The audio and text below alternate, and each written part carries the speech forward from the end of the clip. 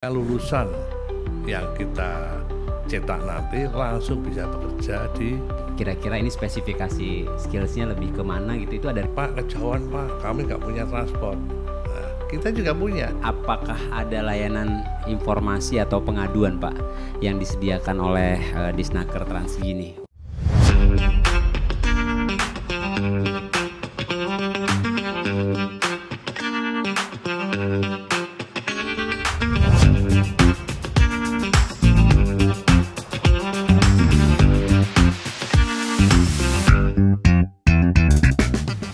Assalamualaikum warahmatullahi wabarakatuh.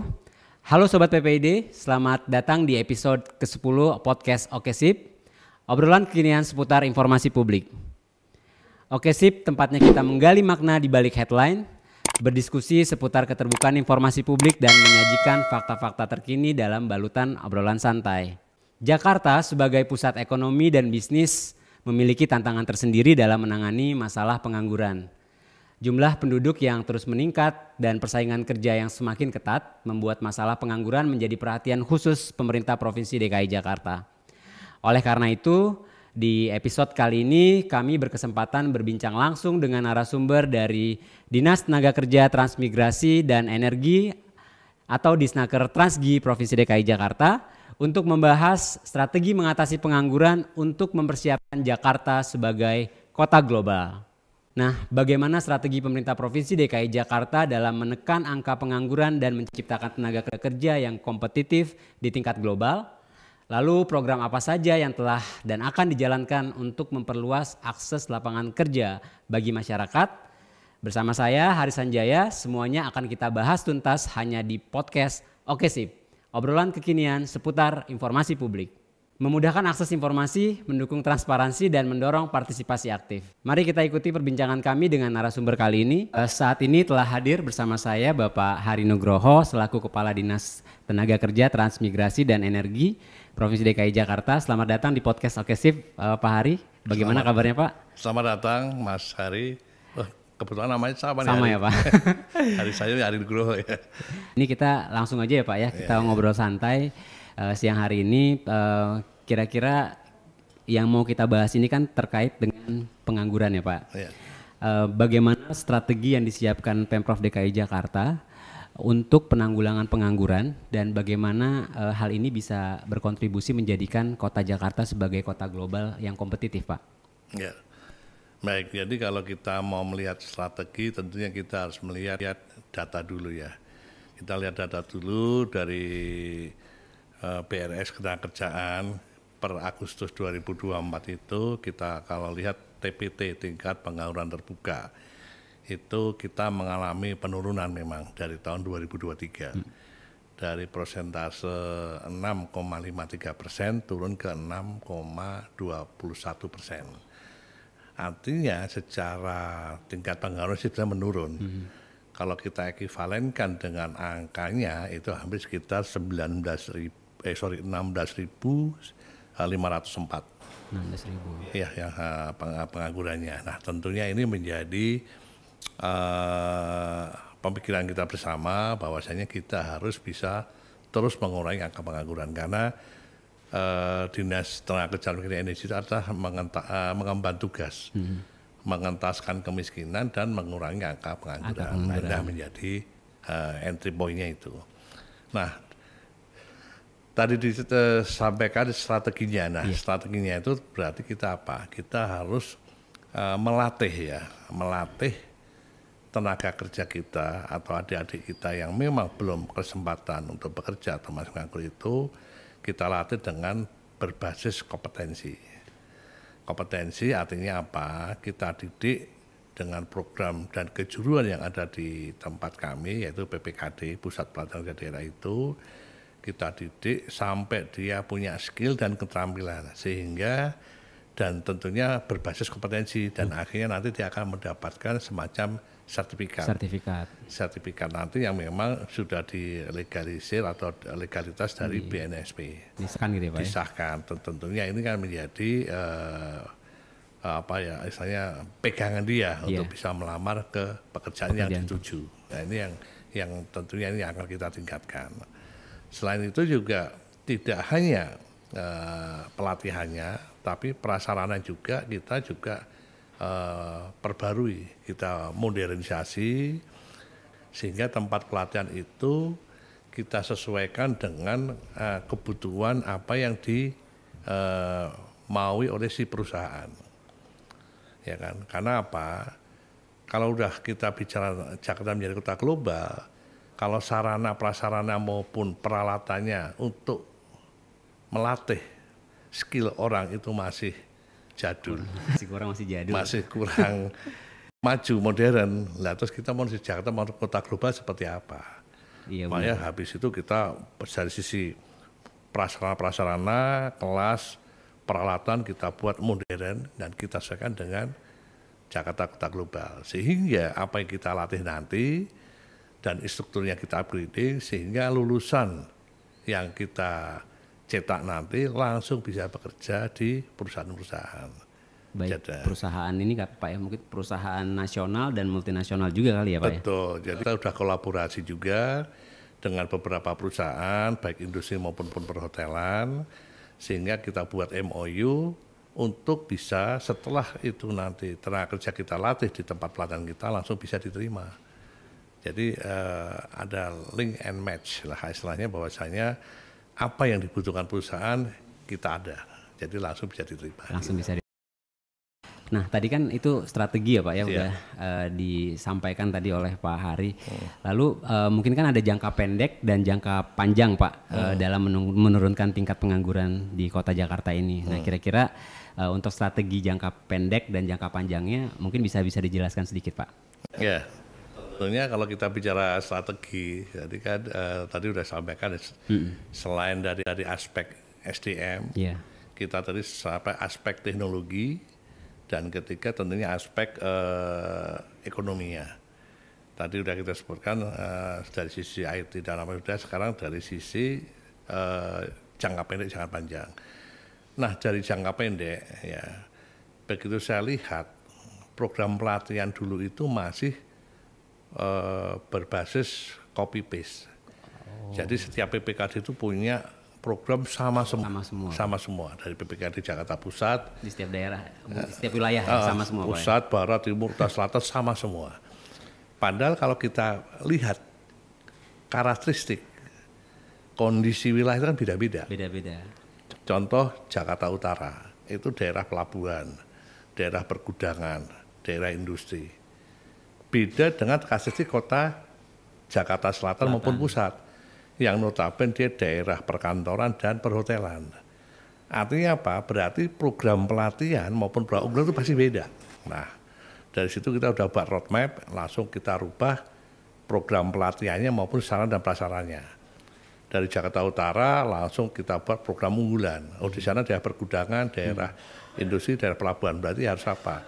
Kita buat program pelatihan seperti kayak program satu untuk forklift, operator forklift. Kemudian packaging untuk pergudangan, kemudian termasuk bahasa, baik itu bahasa Inggris, Jepang maupun Korea. Kemudian juga ada tambahan lagi masalah tata buka maupun tata geraha juga, itu agak sedikit. Untuk otomotif kelihatannya nggak cocok. Nah, akhirnya yang tidak cocok kita pindahkan ke Jakarta Timur. Kemudian kalau di Jakarta Pusat, perkantoran dan perhotelan. Jadi langsung PPKD itu kita rehab gedungnya itu seperti kayak hotel. Untuk jadi praktek sekaligus. Jadi di situ ada ruang kelasnya, ruang prakteknya. Ruangnya kita sesuaikan dulunya. Dulu kita lihat lah ruang praktek kok seperti hotel Melati, paling bintang 1 lah, kita udah bintang 5. Akhirnya saya rombak langsung seperti sekarang kayak bintang 5.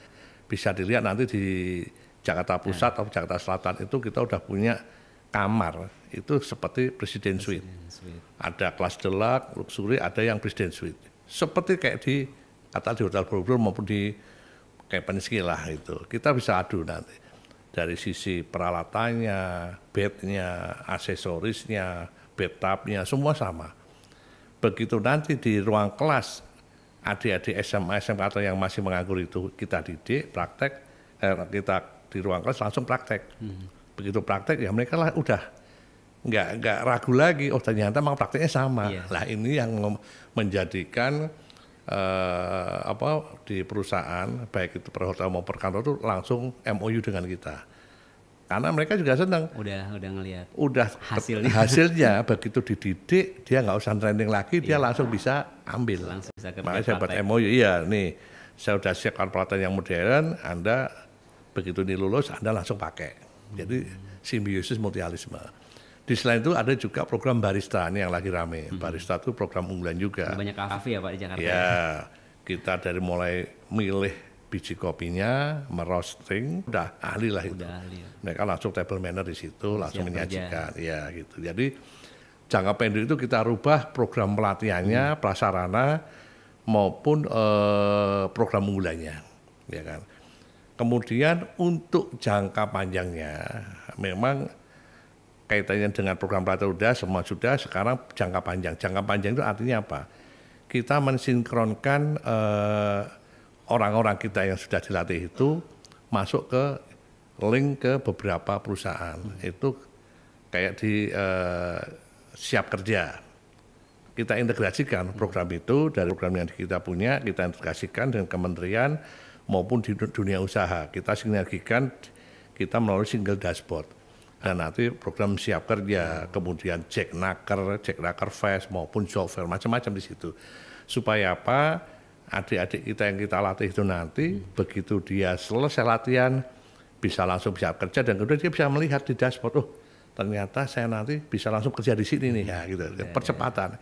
Nah, integrasi IT ini kan nggak cepat itu. Kita butuh semacam bangun program dulu, baru nanti sama-sama nanti saling mengakses. Jadi ada database. Ada database saling mengakses sehingga nanti kita cepat berinteraksinya itu.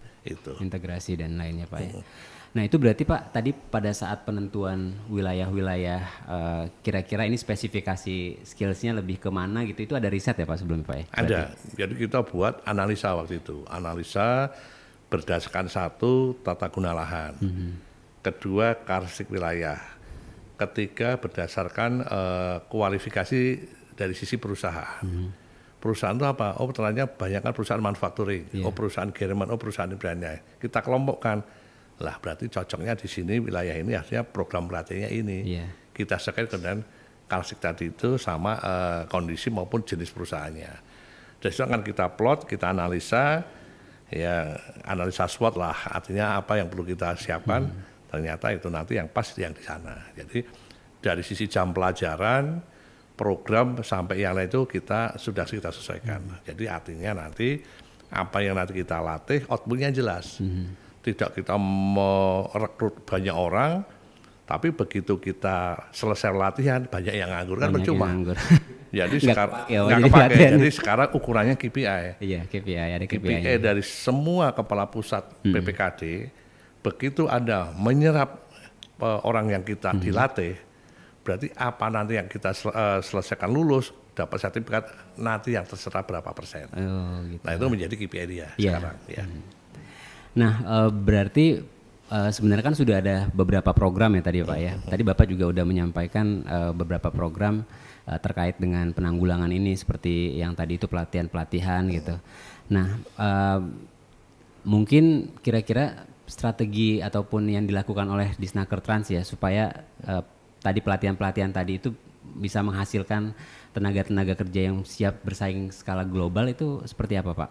Ya, tentunya pertama itu kan pada saat kita seleksi itu sebenarnya dari seleksi dulu. Biasanya kalau program kejuruan yang memang itu favorit, unggulan itu banyak yang daftar. Biasanya yang daftar tuh sampai 400 sampai 800. Yang diterima cuma 20. Satu kelas ya, satu kelas satu angkatan. Dan itu harus ber-KTP DKI. Harus KTP DKI. Ya, Pak. Jadi dari 400 sampai 800 seleksi pada kejuruan katakanlah barista lah ya. Yang diterima dalam satu kelas itu 20. Tapi 20 itu nanti ada beberapa angkatan setahun. Mungkin ada 3 kali angkatannya. Angkatan pertama 20 yang daftar 400 ya 20 itu terseleksi. Nanti seleksi kedua bulan berikutnya ada 20 lagi yang ikut berapa. Jadi totally biasanya kita buka tuh 3 sampai 4 angkatan. Artinya 20 kali 4 katakanlah 80. Yang ikut kan yang daftar 400 sampai 800. Artinya itu seleksinya kan ketat. Seleksi ketat. Nah, disitulah akan kelihatan bibit-bibit mana yang akan terseleksi. Itu satu. Yang kedua itu adalah free, gratis. Gratis, mereka dapat seragam, makan, snack dan macam-macam. Nah, itulah pemerintah hadir di sana. Bahwasanya masyarakat yang masih menganggur kita didik free supaya dia bisa mendapatkan lapangan pekerjaan. Nah, tentunya ada 2 hal nih. Orang yang kita didik menjadi pekerja berarti adalah pekerjaan formal. Yang kedua adalah pekerja yang memang informal. Orang kita didik kerja untuk menjadi wirausaha, jadi entrepreneur. Nah itu, jadi tugas kita 2 itu. Ada entrepreneur, ada orang kita didik yang siap bekerja. Nah itu, ada 2 hal yang ini. Gitu. Nah, terkait dengan program-program tadi tuh Pak, ini kan sebenarnya memang sangat perlu gitu untuk diketahui ataupun diakses oleh masyarakat gitu. Nah, dari Disnaker Trans sendiri itu apakah merilis informasi resminya Pak terkait dengan program-program tenaga kerja ini, caranya bagaimana Pak? Supaya masyarakat itu jadi semua tahu, oh ini ternyata Pemprov DKI ini menyediakan akses nih untuk pelatihan gitu supaya bisa kita ikuti seperti itu Pak. Iya. Jadi kalau program itu kan berarti kecepatan akses informasi. Pertama kita punya website.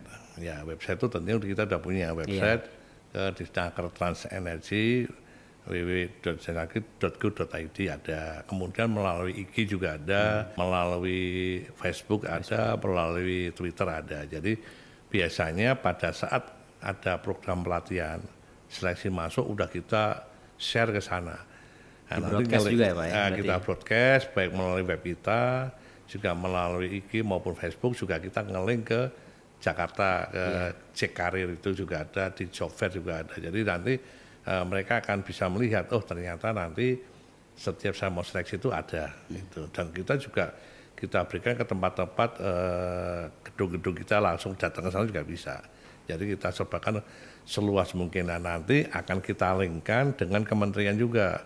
Kementerian Kerja, Kementerian Migran Indonesia yang memang berhubungan dengan dinas kita gitu. Tadi Bapak sempat sebutkan sedikit yang terkait dengan dashboard ya Pak ya. Apakah ada pemanfaatan teknologi lain Pak dalam upaya penanganan masalah pengangguran di Jakarta ini? Gitu, yang dilakukan oleh Disnaker. Ya ada, jadi dashboard itu kita lagi membangun ya, mau membangun dashboard berkaitan dengan nanti dari sisi penempatan kerja kita. Jadi nanti begitu yang kita didik pelatihan itu, nanti dia bisa melihat dashboard itu, kapan saya bisa ditempatkan di sana.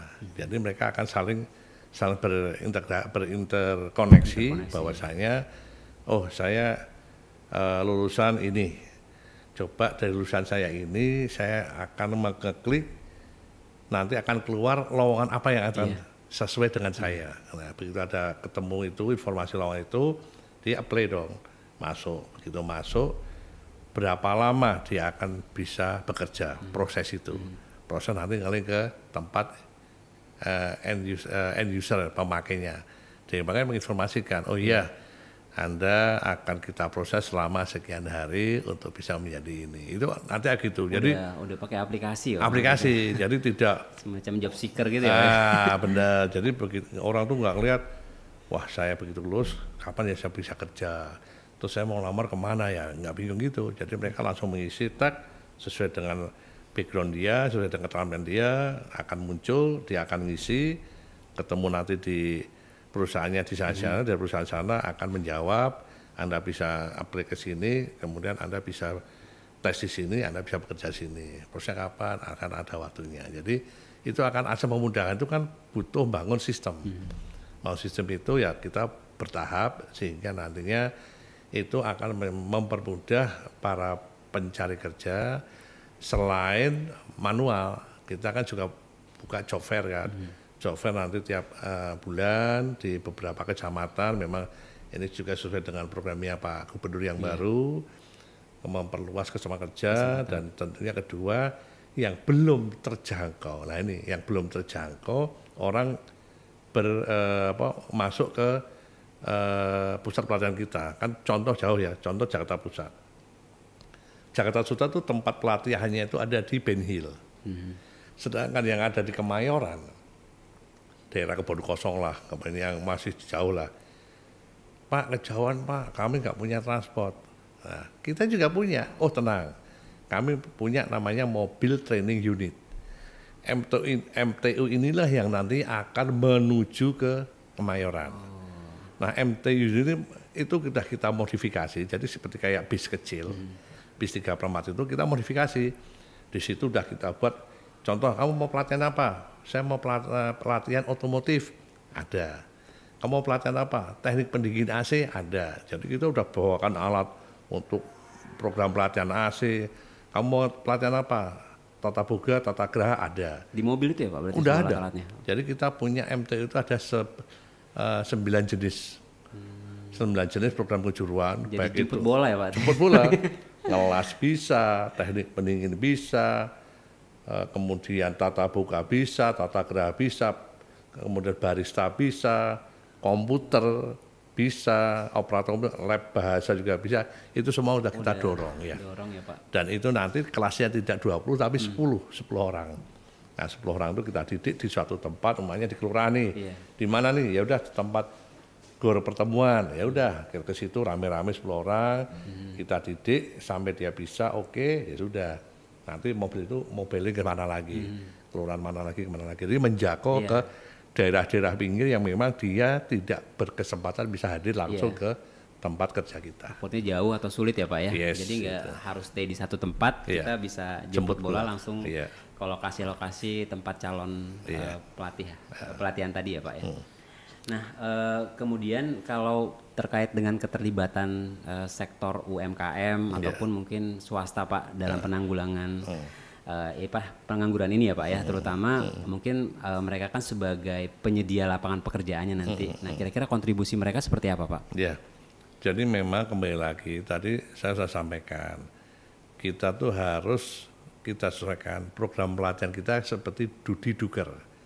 Kita sesuaikan dengan dunia usaha, dunia industri dan dunia kerja. Apa yang dimaui dunia usaha, dunia kerja itu apa sih program pelatihan keterampilannya? Oh ABCDE. Kita buat modul pelatihan ya ABCDE. Begitu ABCDE itu kita laksanakan, nah begitu lulus kan langsung dia pakai. Iya. Nah, kemudian ikatannya melalui apa? Ya kita ikat melalui MOU. MOU bersama-sama. Kita MOU antara perusahaan A dengan kita. MOU-nya dengan dinas. PKS-nya ya langsung perusahaan itu dengan kepala PPKD masing-masing di wilayah. Ada PKS ya Pak berarti? PKS habis MOU kan MOU-nya kan dari dinas dinas sama dari perusahaan. Nah, yang menindaklanjuti PKS siapa? Ya perusahaan itu nanti lanjut ke kepala PPKD masing-masing di wilayah. Apa yang dimaui? Oh saya pengennya program kejuruan ABCD, oke silahkan ditulis di situ. Begitu nanti setelah kita training keterampilan itu sekitar ada jam pelajarannya, ada yang 20 hari, sebulan, 2 bulan, 3 bulan. Selesai langsung dia ambil menjadi pegawai dia. Jadi sebenarnya lebih praktis. Perusahaan itu kan kalau manggil orang itu kan nggak perlu training lagi, karena dia tahu persis trainingnya udah ada di kita. Iya kan. Berarti apa? Ya sudah tinggal dimanfaatkan. Udah siap kerja. Nah, yang penting orang saya nggak nganggur, lu pakai gitu ya kan. Daripada nanti saya latihan nggak dipakai masih nganggur, kamu pakai deh. Nah, akhirnya itulah. Saya udah mengurangi angka pengangguran, mereka pakai tanpa training dia lagi, dia udah dapat orang yang sesuai dengan spesifikasi maupun kualifikasinya. Gitu. Nah, selain sektor UMKM atau industri Pak, kira-kira ada sektor lain nggak Pak yang terlibat, maksud dalam proses penanggulangan pengangguran ini Pak? Ya ada banyak sih, kita kan kolaborasi. Jadi kalau kita bicara sektor UMKM, kita tuh hampir punya binaan sekitar hampir 22.000 binaan. Kembali lagi tadi saya sampaikan kita tuh mendidik 2 kategori. Satu kategori yang pekerja yang mana kita didik yang menjadi kompetensi menjadi pegawai. Yang satu adalah pegawai informal yang kita didik hanya sekitar ya 5 hari lah. 5 hari yang memang mereka tadinya nggak punya keterampilan, kita didik dan akhirnya dia contoh, saya mau jadi pedagang kue. Sebenarnya nggak tahu dong, udah kita didik menjadi pedagang kue. Nah begitu ada pedagang kue, kita berikan peralatannya. Ya udah nih, saya kasih kompor sama tempat masak untuk bikin kue. Oh sampai ke sana ya Pak berarti? Iya. Ada prosesnya. Artinya kita mendidik menjadi tenaga kerja mandiri. Iya, entrepreneur gitu ya Pak? Ya, TKM atau tenaga mandiri itu kita didik dari orang yang nganggur, katakanlah ibu rumah tangga, akhirnya dia bisa menjadi entrepreneur, wirausaha. Nah, begitu dia udah jadi dong, udah pintar bikin makanan atau apa, dia mau meningkatkan usaha berkait dengan permodalan. Nah, itulah nanti tugasnya saya untuk menyalurkan ke dinas UMKM. Dia yang nanti akan memberikan permodalan, akan membranding, akan mengganti packagingnya dulunya dari plastik menjadi itu tugasnya ini. Dinas UMKM. Kalau saya mendidik mereka dari nol nggak bisa kerja, kasih keterampilan, kita kasih peralatannya menjadi entrepreneur pertama lah, belum advance. Nanti untuk menjadi entrepreneur muda, kemudian yang advance atau yang udah ahli ada itu pembinaan lagi gitu. Nah, kedua kolaborasi juga dengan perusahaan-perusahaan juga lagi, kembali lagi dari perusahaan kita minta nanti kalau sudah ini penyalurannya. Jadi kita tuh saling berkolaborasi dengan asosiasi, baik asosiasi Kadin, Apindo maupun PHRI macam-macam lah. Itu untuk apa ya? Untuk menyalurkan adik-adik kita itu tadi untuk bisa mengurangi angka pengangguran gitu. Ada inovasi lain mungkin Pak yang dilaksanakan oleh Disnaker Transgi dalam penyediaan lapangan kerja? Iya, nah ini inovasi ini memang perlu. Jadi kalau kita bekerja itu tidak berhenti, kita kerja itu rutinitas. Kalau rutinitas ya adanya begini ya udahlah ini aja, ini akan maju. Kalau saya enggak, jadi kalau sudah kita bicara inovasi, perkembangan teknologi maupun pekerjaan itu pasti kan terus meningkat, tidak statis tapi dinamis. Nah, apa yang menjadi dorongan kita untuk inovasi? Jakarta tuh punya namanya yang sudah terkenal ya, Las Condet. Di BLK Las Condet. Itu kalau gimana tuh Pak? Di Condet, Las BLK Condet itu seluruh Indonesia sudah pasti tahu.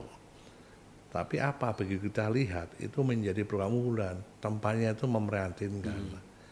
Tempatnya jelek, peralatannya jelek, dan di sana tuh ada namanya program Las Bawah Air, yang memang digandrungi seluruh nasional lah.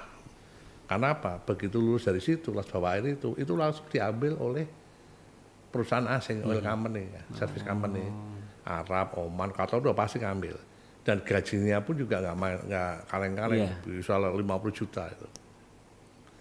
Begitu saya lihat, lah ini kan program bagus, inovasi kok nggak ada. Akhirnya apa? Udah kita buat inovasi, namanya Las Bawah itu harus bisa menjadi edukasi dan juga menghasilkan lulusan-lulusan yang memang dipakai seluruh Indonesia, bahkan dunia pun pakai. Akhirnya kita buat namanya, yang kita akan bangun adalah tempat untuk keterampilannya kita buat semacam kayak SeaWorld.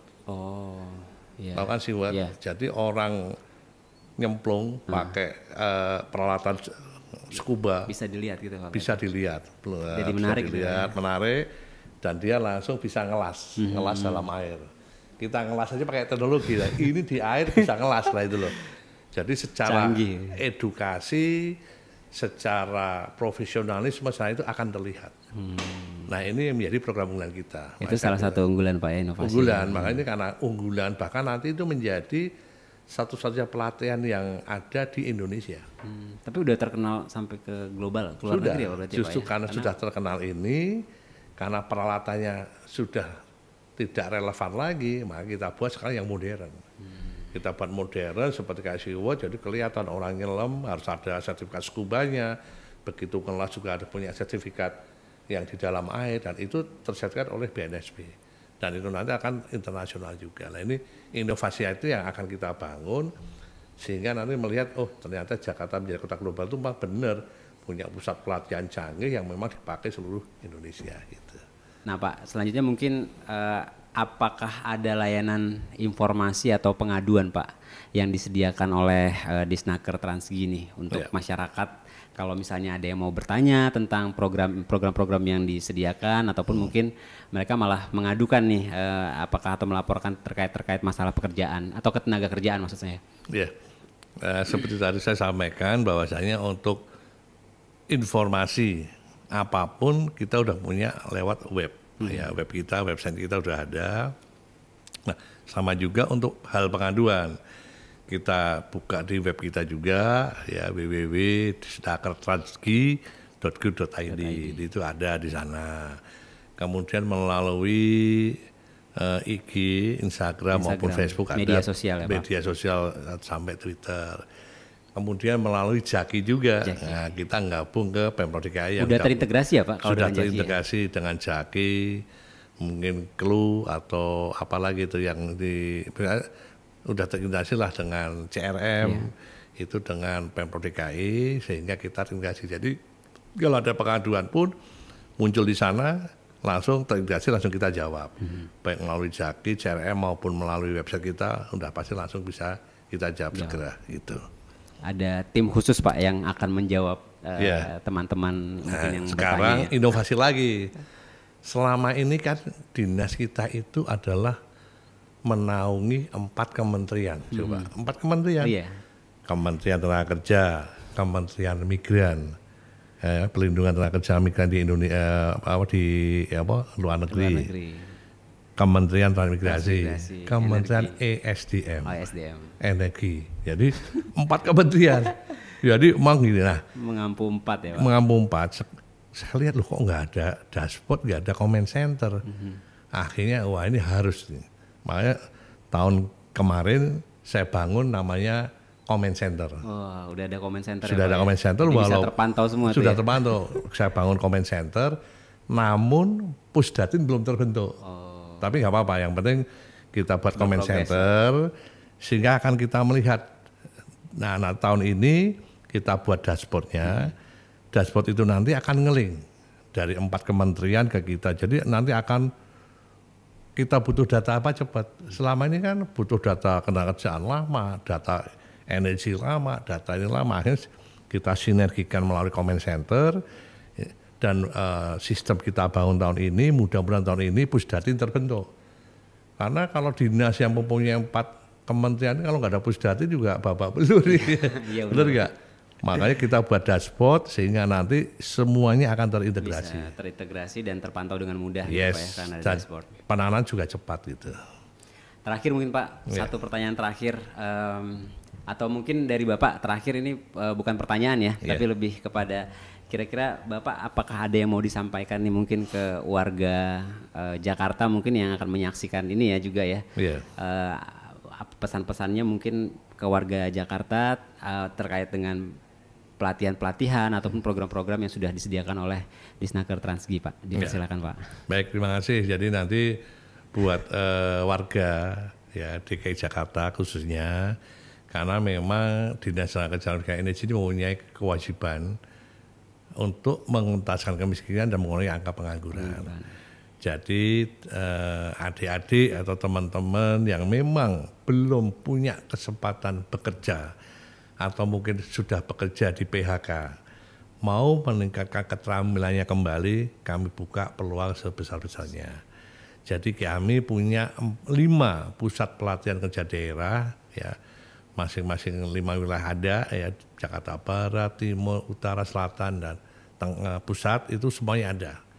Dan di sana semua pelatihan kita ada, dari hampir 18 sampai 20 program dan kejuruannya itu sampai hampir 80-an kejuruan. Nah, dari situ akan kelihatan kejuruan mana, program mana yang teman-teman adik-adik yang mau butuhkan ada semua.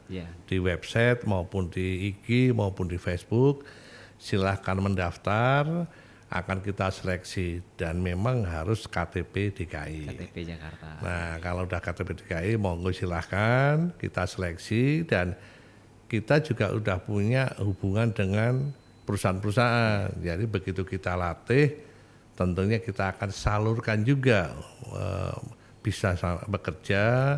Yang penting harus punya komitmen yang kuat dan bisa selesai dalam pelatihan itu bisa mengikuti seluruhnya.